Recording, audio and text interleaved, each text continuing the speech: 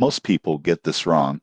They think saving apps are just about tracking expenses or moving money around. Cash Harvest in 2026 shows that a smart app can actively grow your money while keeping your financial life organized. Cash Harvest is designed around goal-based saving. You can create multiple goals like an emergency fund, a vacation, or debt repayment, and the app helps allocate your income automatically. The surprising truth is that consistent, small contributions over time can add up faster than you think, thanks to smart compounding and automated scheduling. One standout feature is predictive savings. Cash Harvest analyzes your spending habits and upcoming bills, then recommends how much to set aside each week. This proactive approach prevents overspending before it happens. Most people don't realize how much easier saving becomes when the app does the math for you. The mobile app is sleek and user-friendly. It tracks all linked accounts in real time, provides spending alerts, and even offers visual progress reports for each goal. These visuals aren't just pretty, they help you stay motivated